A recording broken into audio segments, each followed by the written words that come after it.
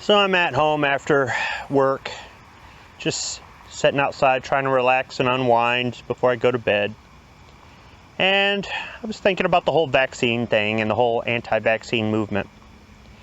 And I thought I would go ahead and just make this speaking squibbish about my opinion. See, here's the thing. There's legal precedent that says the government can force you to get a vaccine. And I don't agree with that. I think that violates the idea of liberty in America. I also think that undermines personal responsibility. Now, I know that over the past couple decades, the liberals in this country have been doing everything they can to destroy personal responsibility in this country. And that's unfortunate because it's very un-American. But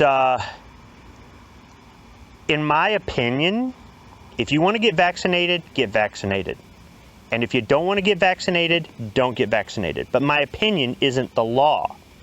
So if they come up with a COVID vaccine, and if it's mass produced, and if at all levels of the government, it's ordered that we have to get it, and if there aren't alternatives, like simply paying a fine or getting some sort of medical voucher or some other way to work around it, then I could see this getting challenged in court. And with the Supreme Court being the way it is, who knows if they'll even hear the argument? Who knows how many judges will put a stay on vaccination until we make a decision? This thing could get tied up for months or years. And the way our governors have been abusing their executive orders, their executive powers, or who may end up being the president in the future, who knows what sort of abuse of power might force us to get vaccines. So I'm really not exactly sure what's going to happen in the future. Now, I don't believe some of the stuff I've been hearing on social media about all this science fiction bullshit. But I also know that the track record for some of these pharmaceutical companies has not exactly been the best. And our government's really good at screwing up pretty much anything, no matter who's in office. So I could see them fast-tracking a vaccine that doesn't work, or a vaccine that might actually make you sick for other reasons. And from that standpoint, I don't want to get vaccinated. I just don't trust that they're going to do a good job on the vaccine. The other thing is, for me, it's a strain of the flu. There is no way in hell that in the past, 5 months, I have not been exposed to this multiple times. And I haven't gotten sick once, or if I have, I haven't noticed. And nobody in my family has. Somebody at my company came down with this. They weren't at my plant, but they did work at my company. And people move between plants. I never got it. My son worked with somebody who had this. They were sick for a day and a half, but they were quarantined. They sent everybody from the office home for 2 weeks. None of us ever got it. I've avoided wearing a mask as often as possible, even though I could be penalized under law here in Michigan. And I haven't got it. I've touched all kinds of stuff, and I'm not constantly putting hand sanitizer on my hands and washing my hands. That doesn't mean that I don't try to live somewhat of a clean life, but I'm not doing all the paranoid crap. There is no way in hell, if this stuff is as contagious as they say, and if Michigan has such a big problem, we were number 3 in the country, and our county was number 2 in the state for a while there, there's no way in hell I haven't been exposed to this, or everybody in my family hasn't been exposed to this. And we're all fine. So from that standpoint, we don't need a vaccine. We're healthy and we're fine. Maybe if things were different, I might be in favor of the vaccine. I can't say for sure. But if they force us, I think it's going to be a problem.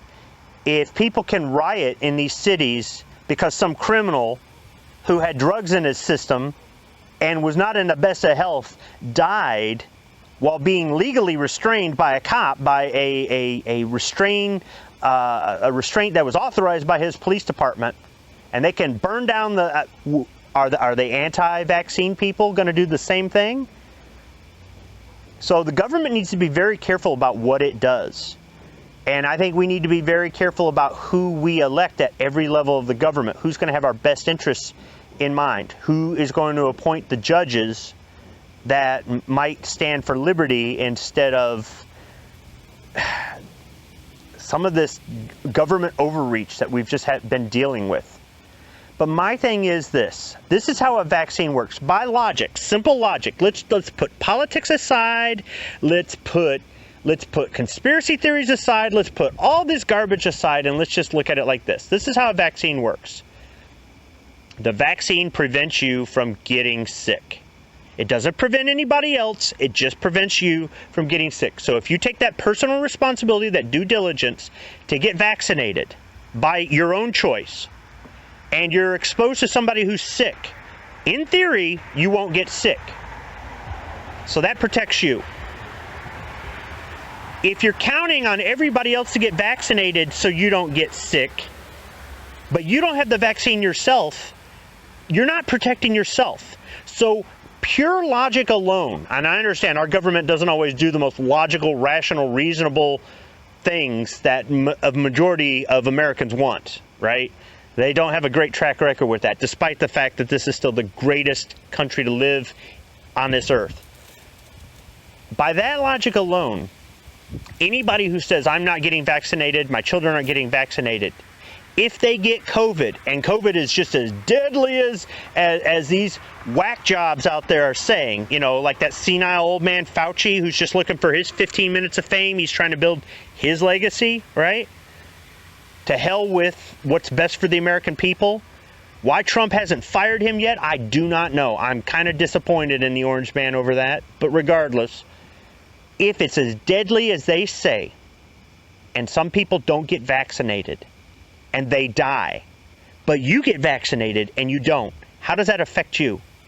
It doesn't. So by logic alone, why wouldn't vaccines be a voluntary thing? And, you know, going back and getting your booster shots and all that, why wouldn't that be something that's on you? Your personal responsibility, your due diligence. It doesn't make any sense. But let me take it a step further. For all of you out there that are so anti-abortion, I'm pro-abortion because I just don't give a shit. I just don't. You want to kill your baby? That's between you and God. Until they make it illegal, I just don't care. It's a non-issue for me. It doesn't mean that I think it's a good thing. It's not, but it just doesn't affect my life. So I'm pro-abortion by default because I don't ever fight it. It's not even an issue when I'm looking at who to elect or anything else like that. All right. The only thing I don't like about it is the taxpayers paying for it. But if you want me to be practical yet gruesome, it's cheaper to pay for an abortion than it is to pay welfare for 18 or 19 years. Regardless, what is the big argument that the leftards, the demotards use against the conservatives in this country about abortion? It's not about controlling the population or having to pay less in taxes for an abortion than you would to pay for welfare to raise a child or anything like that. It's always been her body, her choice. And if you're saying she can't get an abortion, it isn't about murdering a baby. It's about your right-wing Christian beliefs being more important than her body, her choice. Now, I don't agree with the whole her body, her choice, and I made a video about this. Because if it's her body, her choice, then why does the baby daddy have to pay child support for 19 years? Do you see the logic in that? If he goes, I don't want the baby, and I'm not going to be in the baby's life, how can the court order him to pay child support if she says, well, I'm not going to kill the baby? Well, then I guess it's on you, isn't it? You see the logic there?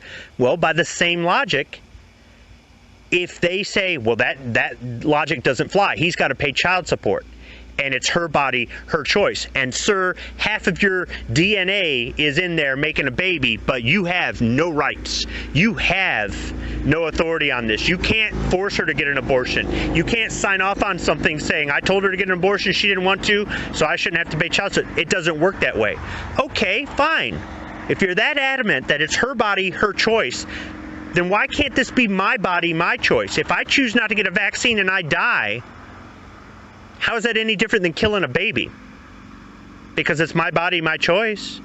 If you get that vaccine and you think it's going to protect you from somebody who's sick, then it's your body, your choice. And if I choose not to get the vaccine because I don't think it's going to kill me, and I'd rather my body fight it off naturally, then it's my body, my choice.